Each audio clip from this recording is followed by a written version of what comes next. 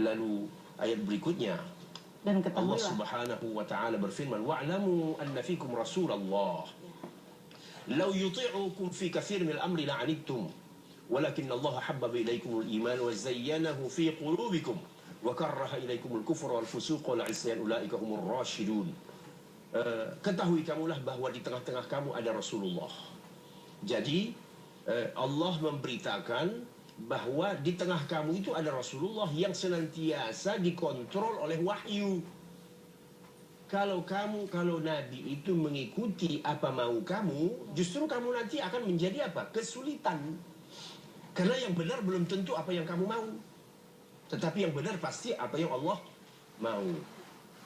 Lalu kalau kamu menginginkan agar Nabi itu mengikuti kamu, jadi kira-kira ya kita ini kan sebagai manusia ada maunya kita. Maunya kita ajaran itu begini. Sementara Allah tidak maunya begitu. Lalu kita maunya mengikut yang mana? Kalau di zaman Nabi peringatannya bahwa di tengah-tengah kamu ada Rasul. Tetapi di zaman kita syariat kan sudah fix. Syariat itu sudah selesai, final. Sekarang apakah kita maunya mengikuti kemauan kita, hawa nafsu kita, atau kita mengikuti apa yang sudah ditetapkan oleh Allah dan Rasulnya? Tentu orang mukmin memilih apa? Mengikuti apa yang sudah ditetapkan oleh Allah dan Rasulnya. Kemudian walakin Allah habbaba ilaikumul iman wa zayyanahu fi qulubikum. Ini ciri orang beriman. Allah jadikan iman itu dicintai oleh orang mukmin. Dan wa habbaba ilaikumul iman wa zayyanahu, dan dihiasi Allah hati mereka itu dengan iman. Jadi orang mukmin itu mencintai segala yang sifatnya mendekatkan diri kepada Allah. Orang mukmin itu senang beramal soleh, senang ikhlas, senang berkhidmat, senang ya segala yang sifatnya berujung pada mardhatillah, berujung pada iman. Itu orang-orang mukmin dibuat memang suka melihat orang suka beribadah. Aduh, anak muda itu ya usianya muda tetapi Masya Allah sudah hafal separuh Al-Quran. Aduh, anak muda itu ya subuh rajin sekali datang ke masjid. Pada saat di zaman ini anak-anak muda susah untuk datang sholat subuh ke masjid ya. Bangun juga susah. Jadi orang mukmin ditanamkan Allah kecintaan kepada iman dan membuat dan menghiasi diri orang mukmin itu dengan keimanan.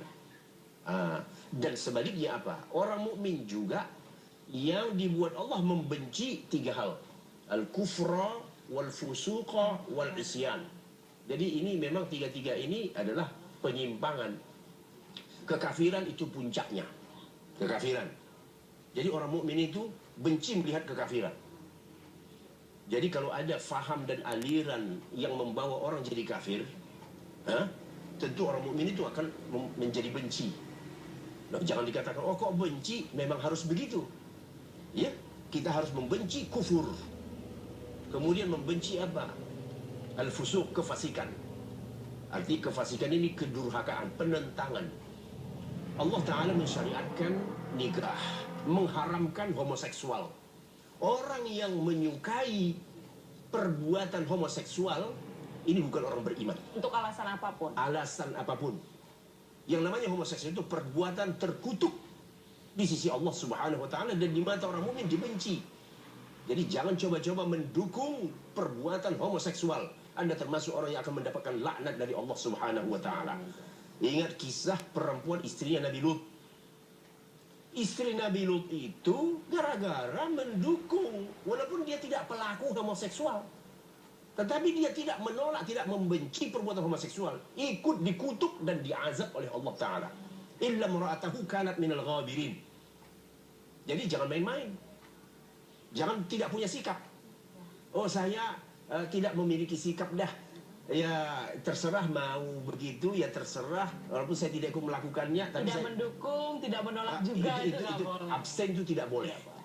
Terhadap perbuatan kufur, fasik, maksiat, kita harus punya sikap. Menentang. Dengan sikap tegas. Ini perbuatan the crime against humanity. Namanya homoseksual itu, LGBT itu adalah kejahatan yang menghancurkan kemanusiaan. Kita terang-terangan mengatakan itu. Jadi kufur, fusuk, dan isyan. Isyan kedurhakaan. Ya, lihat orang berzina, lihat orang ya berduaan, atau tempat yang membuka fasilitas untuk itu, kita benci melihatnya. Kemudian semakin lagi ke kekufuran, al-kufur, ya, perbuatan kekafiran yang membuat orang jatuh dalam perbuatan yang paling dibenci oleh Allah, yang namanya kufur. Artinya punya akidah, punya ajaran, aliran yang tidak sesuai dengan apa yang diajarkan oleh Allah dan Rasulnya. Tidak ada nabi setelah Nabi Muhammad SAW. Kemudian syariat ini adalah syariat yang sudah Allah turunkan bersifat abadi sampai akhir zaman. Kita harus cinta kepada syariat ini. Dan siapa yang menurunkan syariat ini dari Rasulullah kepada kita, sahabat, kita wajib mencintai sahabat. Jangan menjadi orang yang membenci sahabat. Ini juga orang sesat. Faham dan aliran sesat yang membenci sahabat. Faham yang dibangun atas kebencian. Islam membangun kita dengan faham cinta kepada siapa? Sesama orang mukmin, cinta kepada keimanan, cinta kepada kesolehan. Jadi jelas ya, artinya dalam kehidupan sehari-hari sifat orang mukmin itu seperti apa dan orang yang tak beriman itu seperti apa. Ya, jadi jangan katakan ya saya abstain aja lah, nggak bisa itu. Kita harus punya sikap tegas. Atau mungkin karena takut ada sebuah desakan yang memaksa dirinya harus diam begitu Pak Ustadz? Ya memang harus berani. Kita tidak boleh takut dengan kemungkaran. Mana kita lebih takut dengan marahnya Allah atau tidak sukanya manusia? Tidak sukanya manusia sampai kapan dia marah? Dia akan mati juga. Sementara Allah Ta'ala hayyul la yamut, dan kita pasti akan kembali kepada Allah, berhadapan dengan Allah, dan akan mempertanggungjawabkan seluruh sikap kita selama di dunia. Jadi apa yang tidak disukai oleh Allah dan Rasulnya, kita tidak sukai. Tetapi apa yang disukai oleh Allah dan Rasulnya, kita sukai dengan sepenuhnya. Benar sekali Pak Ustadz. Subhanallah, luar biasa pemirsa. Kita mendengarkan ini sepertinya kembali mengingatkan kita untuk selalu menimba ilmu ya Pak Ustadz ya. Caranya mungkin itu menjadi salah satu cara kita agar kita bisa memfilter seluruh derasnya informasi yang datang kepada kita. Apalagi saat ini benar sekali banyak ajakan bahkan ya. Betul. Mungkin tidak hanya sekedar informasi. Bahkan di dalam hadis Nabi ya, Rasulullah SAW membagi zaman itu sampai ada disebutkan zaman puncak kebejatan, syar di akhir zaman. Apa kata Nabi? Akan datang suatu zaman yang paling buruk. Itu pertanyaan dari Huzaifah ibn Yaman. Kita dulu ya Rasulullah hidup dalam jahiliyah, kemudian Allah mengirimkan Islam, kemudian Huzaifah bertanya, apakah setelah kebaikan Islam ini akan muncul keburukan? Iya, kata Nabi. Setelah keburukan itu nanti akan muncul lagi kah kebaikan? Oh iya, muncul lagi kebaikan. Kebaikan yang kedua. Kemudian apakah setelah kebaikan nanti itu akan muncul lagi keburukan? Kata Nabi juga iya. Nah, keburukan yang terakhir inilah kalau kita merujuk luar biasa. Bagaimana Rasulullah menggambarkan karakter ataupun profil zaman yang buruk itu. Kata Rasulullah, du'atun ila abwabi jahannam. Yang hidup di zaman itu orang-orang yang menyeru ke pintu neraka jahannam. Jadi manusia yang hidup di zaman itu umumnya mengajak orang ke pintu neraka jahannam. Kan sudah kelihatan kan? Sekarang bisa dikatakan sudah mulai puncaknya dong sebuah orang mengajak kepada pornografi. Orang mengajak kepada homoseksual. Orang mengajak kepada katakan saja narkotika dan sebagainya. Ini semuanya pengajak, penyeru-penyeru ke pintu neraka jahannam. Man ajabahum ilaiha qadhafuhu fiha. Siapa yang mengikuti ajakan mereka ini akan dilemparkannya ke dalam neraka. Mau Anda ikut dengan ajakan orang yang mengantarkan Anda ke pintu neraka jahannam, menjerumuskannya ke sana? Tidak. Kita katakan tidak, 1000 kali tidak.